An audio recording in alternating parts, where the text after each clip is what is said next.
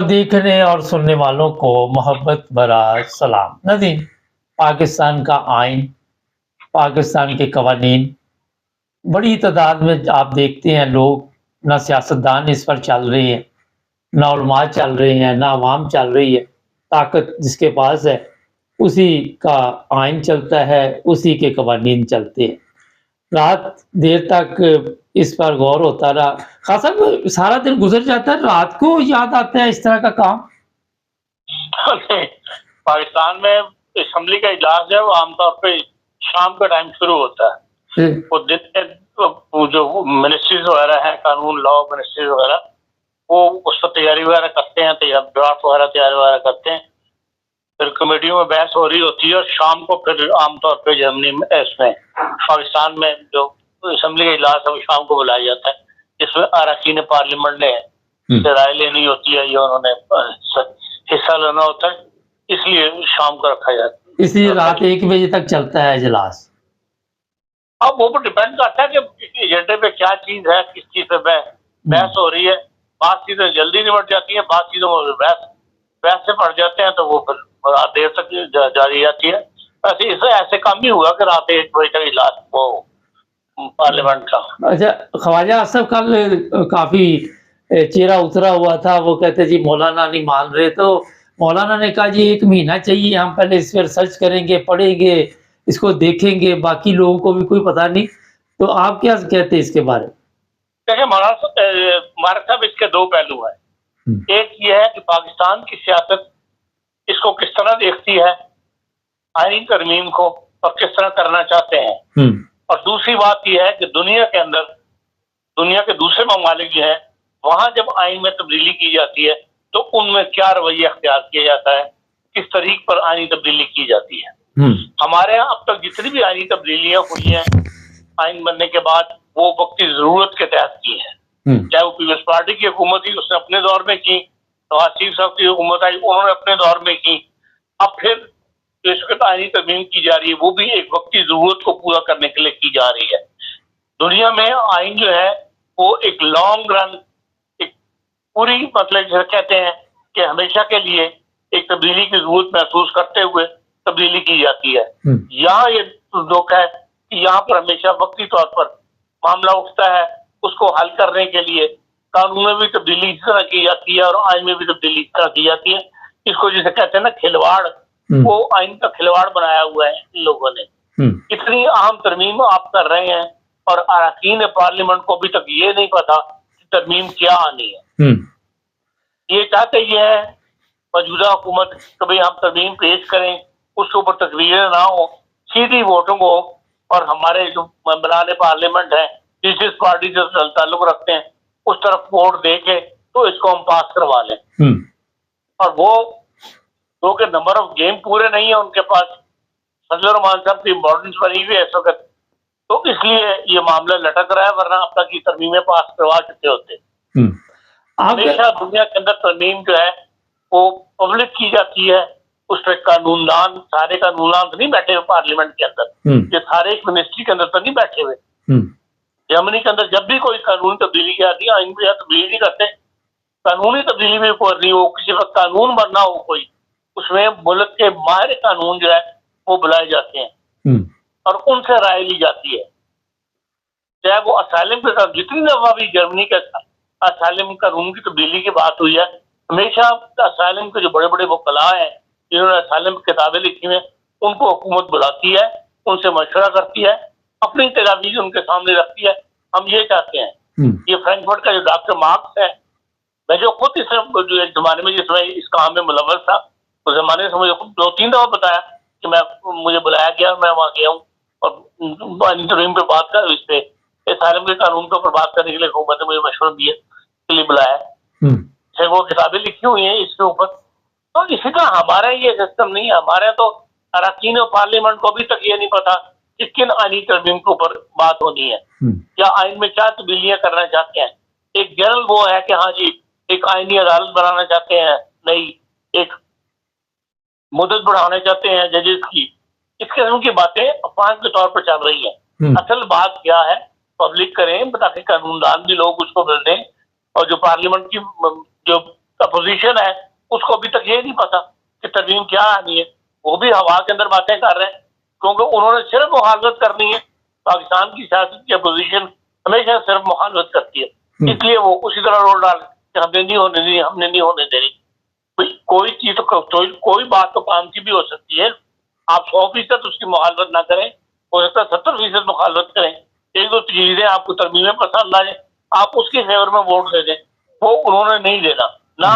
पाकिस्तान के सियासी कल्चर में ये हमने ऐसा देखा है कि कभी हिज़्ब इख्तिलाफ ने किसी मामले में वोट किया हो, उन्होंने हमेशा हुकूमत की मुखालफत की है। इसीलिए अब मौलाना फजलुर रहमान जो है, उनके तरफ से इनको बड़ा यकीन था हुकूमत को, भैया हमारा साथ दे जाएंगे, क्योंकि ये लालच में आने वाले बंदा है तो हम इसको राजी कर लेंगे। लेकिन वो अब बात पर अड़े हुए हैं। उनके साथ मसला ये है कि वो उन्हें पता है कि अपोजिशन से उनको मिलना कुछ नहीं, लेकिन वो जो मिल देना है वो हुकूमत ने देना है उनको। तो वो हुकूमत को बात करते हैं, मानते हैं कि हाँ भी चलेंगे दे, वो कहते हैं अच्छा मैं अपोजिशन से भी बात करके दे, वो भी मुझसे मिलना चाह रहे हैं। वो अपोजिशन के बात करके तो अपोजिशन के आगे अपनी डिमांडें रख देते हैं, तो अपोजिशन पर फिर आके हुकूमत को कहते हैं कि अपोजिशन जो है तो अगर तो उससे मुझे ये फायदा पहुंचा, आप मुझे मजीद कुछ, तो वो उसको ऐसे डरावे के तौर पर अपोजिशन को इस्तेमाल कर रहे हैं और उनके मुतालबे जो है वो खत्म ही नहीं हो रहे, जिसकी वजह से अब तक जो है वो डेडलॉक बना हुआ है। और कल तक तो इन्हें उम्मीद थी कि हो जाएगा। इरफान सिद्दीकी साहब इतने सीनियर सहाफ़ी हैं, इतने सीनियर वो भी हैं, सेनेटर नवाज शरीफ साहब के बहुत करीब है। कल वो बड़े किसे कहना चाहिए एतमाद के साथ ये बात कह रहे थे कि आज रात हम कंप्लीट कर रहे हो जाएगी आईनी तरमीम। आज सुबह उन्होंने कह दिया कि नहीं, ये आईनी तरमीम इसी इजलास में नहीं हो सकेगी। अब 2 दिन का इजलास और है, जो उसके बाद मुलतवी हो जाएगा, तो फिर वो कहते हैं कि जी हो सकता है 10 दिन के बाद दोबारा इजलास बुलाना पड़े। तो बहरहाल कहीं ना कहीं मसला जो है वो अड़ा हुआ, और अड़ा हुआ इसी बात पर है कि मौलाना फजलुर रहमान की जो डिमांड है वो खत्म नहीं हो रही। वो इस वक्त ज्यादा से ज्यादा कैश करवाना चाहते हैं, तो उनको नजर आ रहा है कि अगर ये हुकूमत कायम रहती है तो उन्हें मजीद तो कुछ मिलना नहीं, तो इसलिए वो इसी वक्त कैश करवा सकते हैं।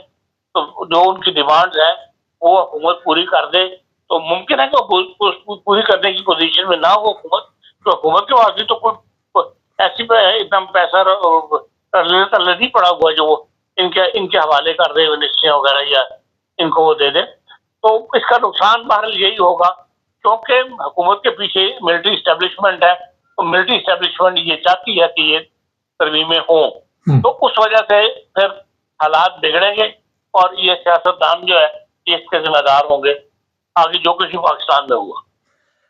हाँ साहब, मिलिट्री इनको कहती है कि ये सब कुछ करो, तो पहले भी तो मिलिट्री के कहने पे ही हो रहा है, तो सारे लोग कह रहे थे मुल्क नुकसान में जा रहा है, और फिर भी मिलिट्री अभी तक अपनी जो भी उनकी रिक्वायरमेंट होती है वो भेज देती पार्लियामेंट में। तो अगर फजल रहमान को जो वो चाहते हैं वो सब कुछ मिल जाए, फिर ये पढ़ने लिखने की जरूरत नहीं है, फिर इस पर रिसर्च करने की जरूरत नहीं।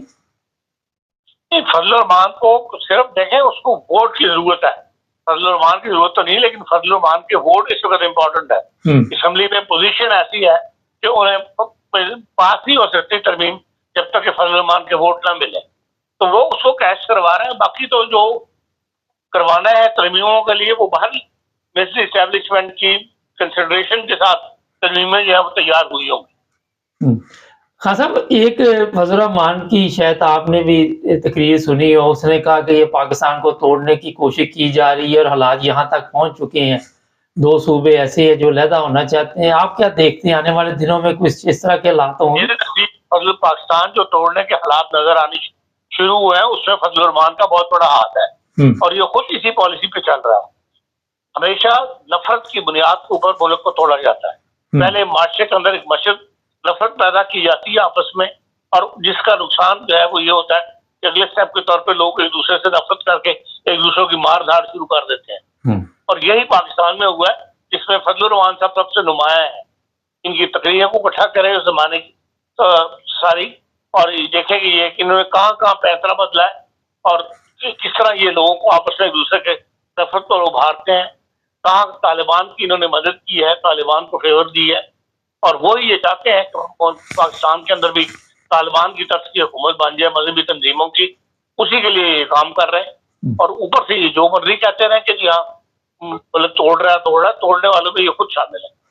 हाँ साहब, नफरत की बात आपने की, हम लोग नफरत में इतने आगे गुजर चुके हैं। एक सोशल मीडिया पे वीडियो मैंने देखी, खान साहब को भेजी थी, इन्होंने तो नहीं देखी। वहां पे जनाब कुछ उलमा है, वो एक कब्र को खोद रहे हैं। जो मुझे समझ आई है वो यही है कि गुस्ताखे रसूल को यहाँ दफन नहीं होने देंगे। तो ना तो गुस्ताखे रसूल के ऊपर कुछ जुर्म साबित हुआ, ना कोई अदालत में लेके गए, जिसने कत्ल कर दिया उसको हीरो बना दिया, उसकी वीडियो बना के डाल रहे हैं कि वो कह रहा है मुझे कोई दुख नहीं इस चीज का।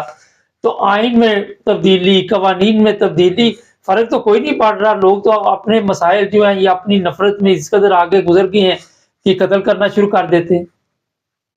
देखिए, आइन की तब्दीली जो है वो आइन में अगर मजहबी तौर पर तमाम पेक कर दिया जाए कि भाई सब पूरी तरह मजहबी आजादी हासिल है, खाली फिक्रा लिखने से तो बात नहीं बनती। हाँ, जब तक आप मुल्क को सेकुलर नहीं करेंगे, सेकुलर का लफ्ज नहीं लेके आएंगे कि हर मुल्क का शहरी जो है उसका जो मर्जी मजहब हो उसका हुकूमत से कोई ताल्लुक नहीं होगा, उस वक्त तक ऐसे वाकयात होते रहेंगे। और उसी दर्द के साथ मौलवी जो है इस फील्ड में पहले ज्यादा से ज्यादा बढ़ रहा है, आगे की तरफ बढ़ रहा है। वो पूरा माशरे को जो है वो अपनी गिरफ्त में लेना चाहता है। जिसको मौलवी कह दे ये गुस्ताखे रसूल है, वो गुस्ताखे रसूल, दुनिया उसको गुस्ताखे रसूल तस्लीम कर ले। ये मौलवी की जो पॉलिसी है, इससे ये नुकसान हो रहे हैं। इस किस्म के वाकयात जो है उसकी बुनियाद मौलवी है जो गुस्ताखे रसूल होने का ऐलान कर देता है कि ये बंदा गुस्ताखे रसूल है। ये अदालत का फैसला तक इंतजार करने की उम्र नहीं आती कि अदालत खुद साबित करे कि हाँ ये गुस्ताखे रसूल है या नहीं है। ये जो मौलवी ने अपने हाथ में लिया है उसी की बुनियाद पर फैसले हो रहे हैं और उसी बुनियाद पर मॉब इकट्ठा हो जाता है। और जिस वाक़े का आप जिक्र कर रहे हैं कब्र को खुदाई का, उसकी भी वजह भी यही है कि मुल्कों के मौलवी बना के कह रहे हैं कि गुस्ताखे रसूल था, ये यहाँ दफन नहीं होना चाहिए। तो उस वजह से ये सारे हंगामे जो हैं हो रहे हैं। और जो बंदा जिस मुल्क का शहरी है, ये जो सरजमीन में वो पढ़ा लिखा है, बड़ा हुआ है, अक्सर हुआ है, वो वहीं पर ही दफन होना चाहिए। अगर वो दफन होना चाहता है तो ये उसका हक है और उसके लिए रियासत को अपनी जिम्मेदारी पूरी करनी चाहिए, ना कि मौलवी की मुदाखलत के साथ वो फैसला हो कि ये यहाँ दफन हो सकता है, ये नहीं हो सकता। ये पिछले दिनों एक और भी वीडियो थी, वो किसी अहमदी की कब्र थी, उसको भी खोदा जाए। अच्छा, आप कह रहे कि लोग करते, वो तो उलमा खुद लगे हुए थे ये सारा काम करने, नजर आ रहे थे कि वो मौलवी खुद इसी काम में लगे हुए कब्रें खोदने के चक्कर में। हाँ, तो इसलिए मौलवी अपने साथ बंदे ले आता और वो ये काम करवाते हैं। ये तो रियासत की जिम्मेदारी है ऐसे लोगों को गिरफ्तार करे फौरी तौर पर। अच्छा, उनसे डरते रियासत। पिछले दिनों एक खत्म नबूवत कॉन्फ्रेंस हुई, उसमें कहा जी जो अहमदी उनकी शरीयत खत्म की जाए, ये अपने आप को काफिर नहीं मानते। और वहां पे सुप्रीम कोर्ट के जो वकलात थे, तो पढ़े लिखे लोग भी ऐसे की बातें करने लगेंगे तो जो दूसरी वहां में अनपढ़, वो तो फिर मेरा ख्याल काबू करनी बड़ी मुश्किल हो जाएगी। देखिए, जो ऐसी बात करने वाला बंदा पढ़ा लिखा है ही नहीं, आप उसको पढ़ा लिखा नहीं कह सकते। पाकिस्तान में सिंपल भी LLB कर लो और वकालत शुरू कर दो, तो वो ये जरूरी तो नहीं कि वो पढ़ा लिखा बंदा बन जाए। खत्म नबूवत के ने भी अपनी एक वो लॉ बनाई हुई है एसोसिएशन, इसमें खत्म नबूवत के LLB जितने भी वकला है वो उसके मेंबर है। वो ऐसी गुफ्तगू है, ऐसी जैसे कहते हैं कानूनी तब्दीलियों के मुतालबे करते रहते हैं। बार काउंसिलों के अंदर भी वो MD को मेंबर नहीं बने देते कि जी वकील जो है MD वकील वो बार काउंसिल का मेंबर नहीं होगा। उसकी बैक के ऊपर भी ये उलमा का ही जो इत्तेहाद है खत्म नबूवत वालों का, वो काम कर रहा होता है। नहीं, आप तो ये बात कर रहे हैं, वो तो ये मुतालबा कर रहे हैं कि जब तक ये दस्तखत ना करें कि हम काफिर हैं, उस वक्त तक इनको मुलाजमत भी ना दो, कोई छोटी से छोटी भी। तो इस किस्म में कई मुतालबे, को एक मुतालबा तो नहीं है। वो तो ये चाहते हैं कि भाई हमसे जबरदस्ती तस्लीम करवाएं कि हाँ हम अपने आप, हम गैर मुस्लिम तस्लीम करते हैं अपने आप को। ये तो पॉलिसी ये है। लेकिन ये ना तो ये होगा और ना ही ये करने के बाद ये आराम से बैठे। इनकी ख्वाहिश और बढ़ती जाएगी, इनके मुतालबात बढ़ते चले जाते हैं, ये कहीं ठहरने वाले में हो नहीं। मतलब वो लोग नहीं है कि असल मसला ये कि फितना फैलाना, खान साहब, ये मकसद है ना। चले, मकसद आप, बहुत शुक्रिया खान साहब।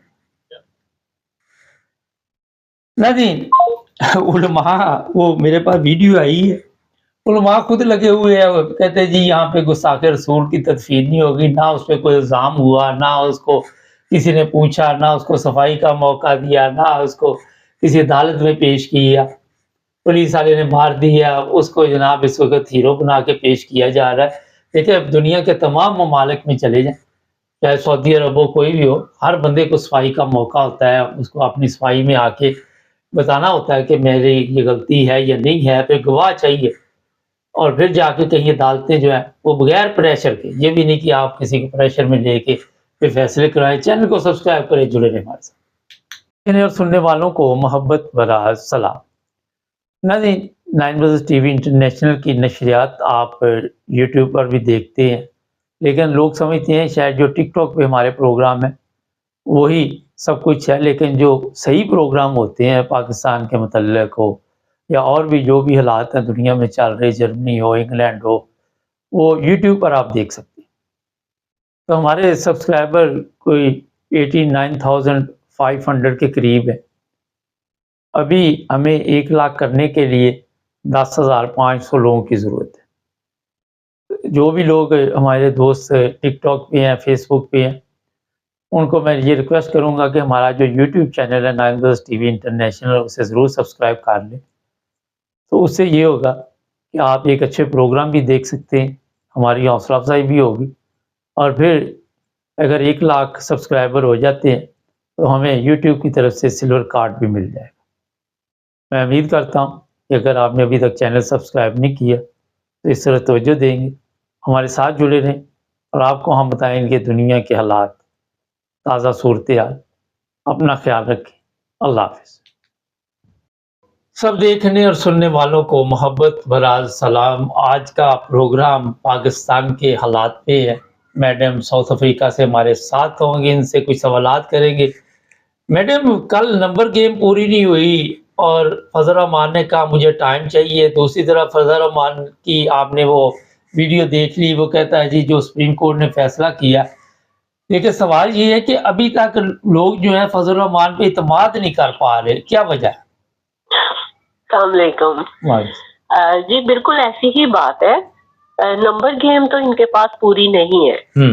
ये जो मौलाना के 8 इनके एमपी हैं और 4 इनके सेनेटर हैं, उनको मिलाने के बावजूद हुकूमत के पास नंबर गेम पूरी नहीं है, लेकिन वो टीवी पे आके यही कहते हैं हमारे पास नंबर गेम पूरी है। अगर नंबर गेम पूरी होती तो ये हफ्ते इतवार को ये तमाशा ना लगाते जो हर बार हफ्ते इतवार। ऐसी भी क्या क़यामत आ गई?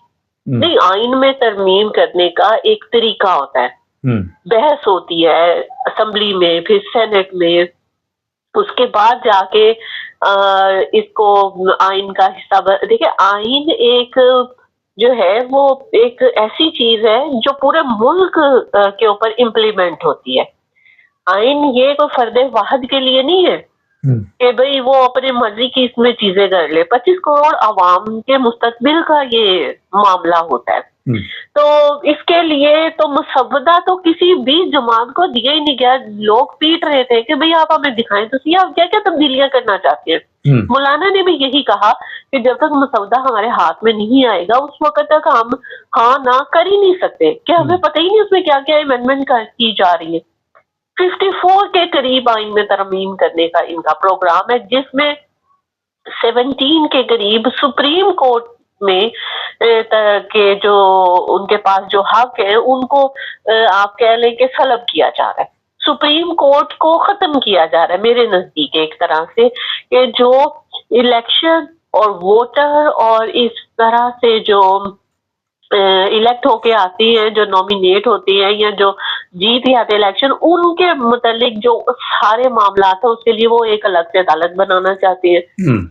यानी सुप्रीम कोर्ट के पास इख्तियार ही नहीं होगा कि वो किसी भी, अगर कोई कहता है कि भाई मेरे साथ धांधली हुई है या मेरे साथ ये फेयर नहीं हुआ इलेक्शन, तो वो सुप्रीम कोर्ट तो मजाज ही नहीं होगी ये सुनने की। वो तो दूसरी कोर्ट में जाएगा, उसको एक छोटी सी कोर्ट सुप्रीम कोर्ट को उसको बेबस करने का प्रोग्राम बन चुका है, बेबस कर दिया जाएगा। अच्छा, दूसरा ये है, फजल रहमान साहब का एक बयान मेरी नजर से गुजरा कि ये मशरकी पाकिस्तान जिस तरह अलहदा हुआ था, अब वही हालात हो गए, 2 सूबों को अलहदा करने के लिए काम हो रहा है। और ये भी चीज़ें आ रही है कि वो खाना जंगी की तरह मुल्क को ले जाएंगे और फिर इसके जो भी हालात होंगे वो देखने वाले सोच भी नहीं सकेंगे क्या होने वाला। तो मौलाना को समझ आ रही, अवाम को समझ आ रही, उन लोगों को क्यों नहीं मैडम समझ आ रही जो इस काम पे लगे हुए? बस पता नहीं है किसका एजेंडा है जिसके ऊपर ये अमल कर रहे हैं। अगर ये पाकिस्तान के साथ मुखलिस होते तो यहाँ तक नौबत ही ना आती। ना फॉर्म 47 की हुकूमत, जाली चोर उचक्के हमारे सरों के ऊपर बैठा दिए जाते। नैब को इस वक्त सिर्फ एक ही बंदा नजर आ रहा है, उस पर ही वो सारे जो केसेस है वो खोलता जा रहा है। नैब को ना नवाज शरीफ नजर आता, ना जरदारी नजर आता है, जिनके इतने इतने बड़े सॉलिड केस थे। ठीक है, और मौलाना की जो बात आप कर रहे हैं, मैं मौलाना के ऊपर मैं पहले भी कहती थी, मैं आज भी कहती हूँ कि 1% भी एतबार नहीं करना चाहिए। वो कब उनको उनके मुताबिक चीजें दे दी जाए तो वो फौरन ही पलटा खा जाएंगे। तो कहने का मकसद ये है कि यहाँ सियासत नहीं हो रही, यहाँ पे सिर्फ एक मुफाद परस्त टोला है जो मुल्क के ऊपर काबिज है। उसको अवाम की कोई फिक्र नहीं है, उसको सिर्फ अपनी फिक्र है। आप देखें ना, आइन में तरमीम से उम्र बढ़ाई जा रही है, 65 की बजाय 68 ईयर्स किया जा रहा है जजों को। अच्छा, यहाँ पे एक बड़ा अहम सवाल है, 25 करोड़ अवाम में कोई और बंदा नहीं जो जज बन जाए या जो जनरल बन जाए, जो 7 लाख फौज में बंदा कोई नहीं है 25 करोड़ में। वही तो मेरा झगड़ा तो यही बात पे है कि पंजाब की जो वजीर आला बनाई है, मैं उससे अपने आप को बहुत ज्यादा, कहीं ज्यादा काबिल समझती हूँ कि मैं पंजाब को अच्छे से रूल कर सकती हूँ। देखिए, मेरा तो झगड़ा यही है ना कि जो अवाम के नुमाइंदे हैं वो अवाम में से होने चाहिए, ना कि इशराफिया में से, या एस्टेब्लिशमेंट के बंदे होने चाहिए, या ब्यूरोक्रेट्स होने चाहिए। अगर आपका मुल्क जमहूरी है, अगर आप अपने मुल्क के नाम के साथ इस्लामी और फिर जमहूरिया लगाते हैं तो आप जमहूरिया उसको करके दिखाए ना, जमहूर लेके आए। यहाँ पे वही बात है, एक मुफाद परस्तों का टोला है ना जो मुल्क के ऊपर हुकूमत कर रहा है। आपकी और मेरी तो इसमें कोई औकात नहीं है, ये मुझे पता चल गया कि इस मुल्क में मेरी क्या औकात है। जिसको हमने वोट ही नहीं डाला उसको लाके हम हमारे सरों के ऊपर मुसल्लत कर दिया। तो बात ये है कि मैं अपने आप को जी, अच्छा, अब इतला ये है कि वो लोग अब जाएंगे मौलाना से बात करने जिनके पास से ये वो तो सारी रात बैठे रहे हैं, हुकूमत वाले तो सारी रात पाँव पकड़ के बैठे रहे हैं मौलाना के मज़ार पे। नहीं, वो मान ही नहीं रहे मौलाना। नहीं, वो जाएंगे जिन्होंने इस हुकूमत को यहाँ पे बैठाया हुआ। अब वो टीम जाने वाली है, तैयारी पकड़ रही है। वो हुआ ही है, वो चक्कर लगा है। उसके बाद बिलावल गए, जरदारी गया, नवाज शरीफ ने जाना था, उसने पैगाम भेजा तो मौलाना ने ना कर दी। अच्छा, ये भी इतला है कि नवाज शरीफ को कहा कि ये अगर ना हुआ तो शहबाज शरीफ साहब की छुट्टी करवा दी जाएगी। हाँ जी, हाँ जी, उन्होंने कहा है कि आप ताकतवरों ने कहा है इस हुकूमत को, जाली हुकूमत को, कि ये करवाएं तरमीमें, ये तरमीम होनी चाहिए, ना हुई तो तुम लोगों की सबकी छुट्टी। तो इसीलिए तो हफ्ता इतवार जो छुट्टी के दिन है उस दिन रात 1 बजे इजलास होता है, रात 1 बजे इजलास होता है। सारा दिन क्या होता है, सारा दिन क्यों? देखें 9 सितंबर का वाकया हुआ, पार्लियामेंट के ऊपर हमला हुआ, पार्लियामेंट के अंदर से जो MP MNAs है उनको उठाया गया। वहां पे तो कोई असेंबली नहीं खुली रात के 12 बजे के, हम उसके फिक्र के लिए कि ये क्या हो गया। ठीक है, पाकिस्तान में बहुत से ऐसे सामने हुए हैं। अच्छा, जो स्कूल के ऊपर अटैक हुआ था उसमें तो असेंबली नहीं खुली रात 12 बजे। ठीक है, बहुत सारे और वाकयात हुए, दहशतगर्दी होती है, मईशत की बात होती है, लोग मुल्क छोड़ के जा रहे हैं, कारखाने बंद हो रहे हैं, उस पर नहीं बात होती असेंबली में कि हम वो खोलें असेंबली और अपने इन मसाइल को डिस्कस करें। इसकी बजाय उनका सिर्फ एक नजरिया है कि किसी न किसी तरीके से हम लोग इस कुर्सी से ना हटे, बस ये एक मकसद है इस हुकूमत का। तो मरने तक का रख लेना, 62-64 कमेटी डाले कि जब इसकी मैयत उठेगी पार्लियामेंट से उस वक्त तक ये बैठा तो ही, हाँ, जनाजा उठेगा तो ही। ये जनाजे उठ गए हुए हैं, ये जनाजे ही हैं जिनको हम अपने कंधों के ऊपर उठा के फिर। मुझे अपनी अवाम से बहुत ज्यादा गिला है, हमेशा से पंजाब से मुझे बहुत ज्यादा गिला है कि इनको कोई अवेयरनेस नहीं आई कि ये घरों से बाहर निकले, कोई पुरअमन एहतजाज करे, कोई रैली निकाले कि भाई ये क्या हो रहा है मुल्क में, आप लोग मुल्क को चलने दें, क्यों इसके हट धर्म हो के और जिद हो रहा ना कि भेड़ चरा रहे हैं आप मुल्क को तरक्की की तरफ लेके जाए। देखे दुनिया कहाँ से कहाँ पहुंच गया। वही वही भाई हम फंसे हुए हैं जी, बस कुर्सी अच्छा। पे बैठ गए हैं हम लोग, उतरना नहीं है हमने। सीधे कोई दफनाए तो दफनाए हमें, ये हमारा जनाजा है। कोई दफनाए तो दफनाए, हमने वैसे अच्छा, ही दफनाए से मुझे याद आ गया, पिछले दिनों एक और वीडियो थी, वो भी एक साहब हैं, बड़ी उसके पास पावर है, वो गए कब्रिस्तान, वहां पे रेड कारपेट बिछाया जा रहा, हाँ बंदो खुदा जी, के हाँ जी, अपने तो वालिद की कब्र हाँ पे जी, तो गए। खुदा का खौफ हाँ, करो, रेड बिछाओ, ग्रीन बिछाओ, मगर हिसाब वहां पे जो देना है वो देख लेंगे कि आपने जो करतूतें की हुई हैं उसी के देना पड़ेगा ना। अच्छा मैडम, ये बताइए आखिर पे जी जी एक बात सिर्फ मैं ये करना चाहती हूँ आपके सवाल से पहले। देखिए, अल्लाह पाक ने फरमाया है कि अगर कोई एक इंसान को कत्ल कर देता है, बेगुनाह को, तो आप समझ लीजिए कि उसने सारी इंसानियत को कत्ल कर दिया। अब इंसानों में वो लोग भी शामिल हैं जो शिर्क करते हैं। शिर्क अल्लाह ने माफ नहीं किया, लेकिन अल्लाह के नजदीक अल्लाह की सारी मखलूक इतनी प्यारी है, मैं तो सोच सोच के परेशान हो रही हूँ। अल्लाह को वो भी प्यारे हैं जो शिर्क करते हैं। माफी या ना माफी ये अल्लाह के पास इसका हक है, हम लोगों को ये जजमेंट का हक नहीं दिया गया। लेकिन जब अल्लाह ने फरमा दिया कि जो इंसान को कत्ल कर देगा, समझ लीजिए उसने पूरी इंसानियत को कत्ल कर दिया, तो किसी को भी हक नहीं पहुंचता कि वो किसी भी इंसान को कोई नुकसान पहुंचाए, कोई दुख पहुंचाए, कोई तकलीफ पहुंचाए। और ये जो हुक्मरान बैठे हुए हैं, इनके अंडर कितनी अवाम है। आप सोचिए कि जब ये अल्लाह के पास जाएंगे और अल्लाह ने एक एक चीज का हिसाब लेना है जब इनसे, तो ये कैसे वहां हिसाब दे पाएंगे। मैं तो ये इस खौफ से ही लरस जाती हूँ कि वहां पे ना कोई गवाह चाहिए अल्लाह को, अल्लाह ही मुंसिफ है, अल्लाह को सब पता है। वहां पे यहाँ पे एक सवाल है बड़ा नहीं चाहिए। मेरा ख्याल गया इस सवाल की तरफ। पिछले दिनों कोयटा में एक बंदे को कत्ल कर दिया गया पुलिस स्टेशन में, और पुलिस वाले ने मार दिया। पाकिस्तान में कोई कवानीन है कि अदालत में उसको पेश किया जाता, कोई सबूत पेश किया जाता, कि उसके बारे में सोचा जाता, पूछा जाता, कोई उसको सफाई का मौका दिया जाता है? इस्लाम में ये है कि नहीं है कि अगले बंदे को मौका दो? जुल्म का निजाम जो है ना, वो नहीं चल सकता। कुफर का निजाम चल जाएगा।